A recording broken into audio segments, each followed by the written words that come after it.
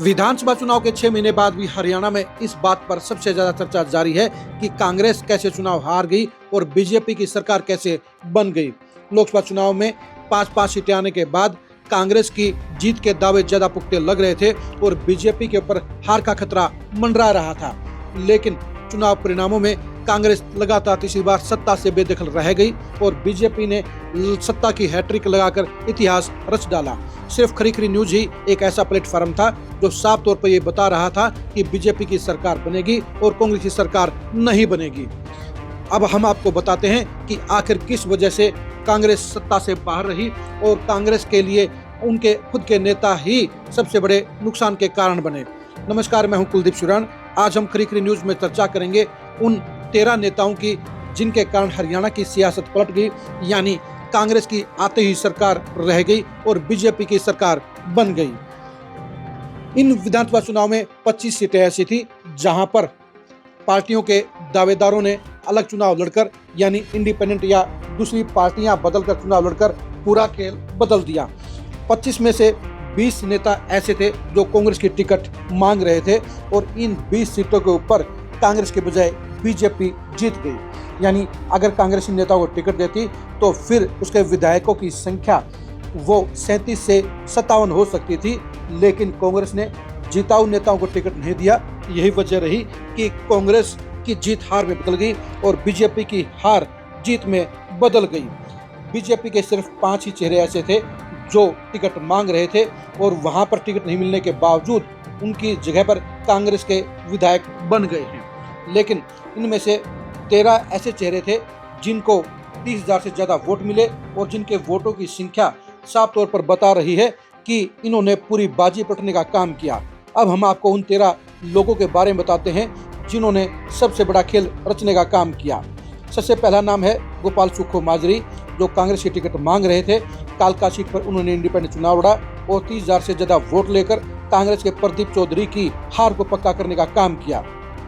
चित्रा सरवारा हरियाणा की तेज तरार युवा नेताओं में शामिल हैं। वो पूर्व मंत्री निर्मल सिंह की बेटी हैं। वो पिछले 10 साल से लगातार अंबाला कैंट में जबरदस्त मेहनत भी कर रही हैं। वो जीत की प्रबल दावेदार भी थी, लेकिन कुमारी शैलजा के साथ उनके पंगे ने उनको टिकट नहीं मिलने दी, जिसके चलते उनका टिकट कट गया। वो इंडिपेंडेंट चुनाव लड़ी।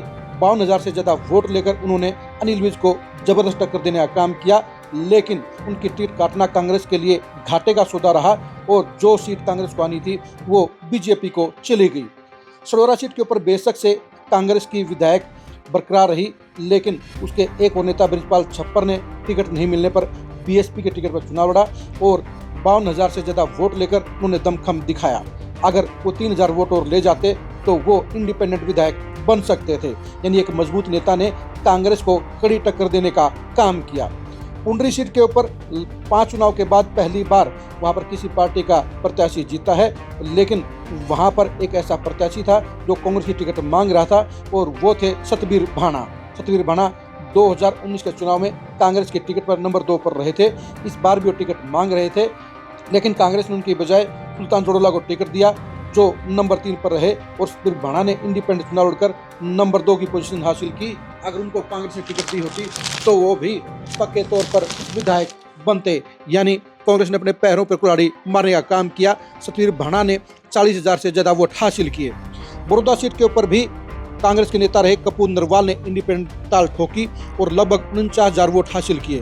बेशक से बड़ौदा में कांग्रेस के इंदुरा नरवाल ही विधायक बने हैं, लेकिन अगर यहाँ पर दीपेंद्र हुड्डा ने अपनी पर्सनल इंटरेस्ट नहीं दिखाया होता, दीपेंद्र हुड्डा ने अगर 150 से ज्यादा फोन नहीं किए होते तो यहाँ पर परिणाम पलट सकता था और कपूर नरवाल यहाँ पर चुनाव जीत सकते थे। रणजीत सिंह बीजेपी की पिछली सरकार में मंत्री थे। इंडिपेंडेंट खाते से वो मंत्री बने थे, बीजेपी में शामिल हो गए थे।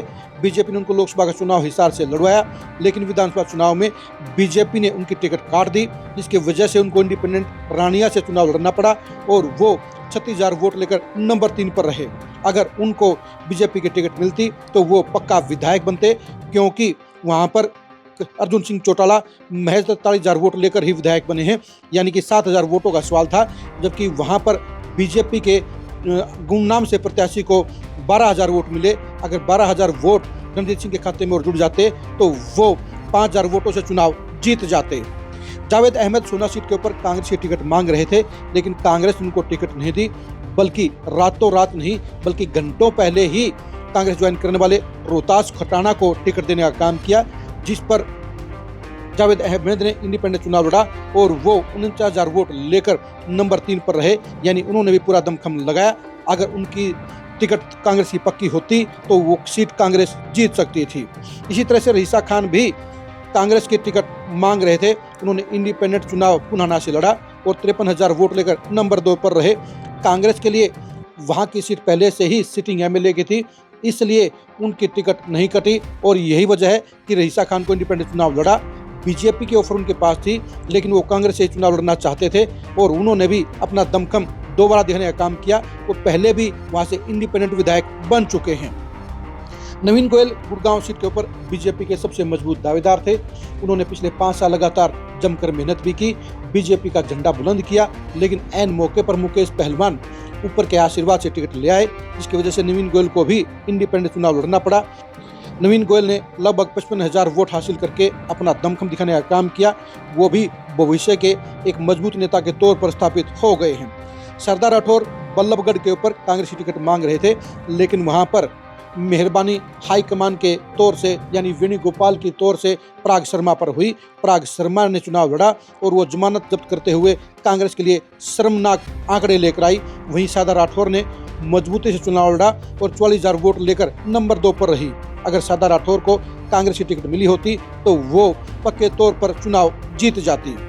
तिगांव सीट के ऊपर भी पूर्व विधायक ललित नागर कांग्रेस की टिकट के एक प्रबल दावेदार थे, लेकिन वहां पर कांग्रेस ने ऊपर के खाते से यानी हाईकमान के खाते से, हाईकमान के पावर से रोहित नागर को टिकट देने का काम किया, जिसकी वजह से कांग्रेस के लिए ये टिकट हार में बदल गई। कांग्रेस के प्रत्याशी नंबर 3 पर रहे और ललित नागर लगभग 57,000 वोटों के साथ नंबर 2 पर रहे। अगर ललित नागर को कांग्रेस की टिकट मिली होती तो वो पक्के तौर पर चुनाव जीत जाते, यानी एक सीट और कांग्रेस की झोली में आ जाती। वीरेंद्र घोगड़िया को कांग्रेस के हुड्डा खेमे का मजबूत और चहेता प्रत्याशी माना जाता था।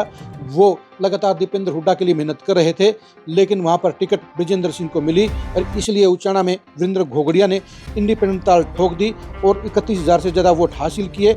बेशक से वहां पर ब्रिजेंद्र सिंह 32 वोटों से चुनाव हारे हैं, लेकिन वीरेंद्र घोगड़िया अगर चुनाव में नहीं होते तो फिर ब्रिजेंद्र सिंह आसानी से बड़े मार्जिन के साथ चुनाव जीत जाते, यानी कांग्रेस की एक सीट और बढ़ जाती। आदर्श पाल सिंह भी जगाधरी से कांग्रेस की टिकट मांग रहे थे। उनकी जगह पर अकरम खान को कांग्रेस की टिकट मिली और इसलिए उन्होंने आम आदमी पार्टी पर चुनाव लड़ा और 44,000 से ज़्यादा वोट हासिल किए। बेशक से वहाँ पर अकरम खान ही विधायक बने हैं, लेकिन अगर आदर्श पाल सिंह को टिकट मिली होती तो और भी ज़्यादा मार्जिन से यहाँ पर कांग्रेस को जीत मिलती।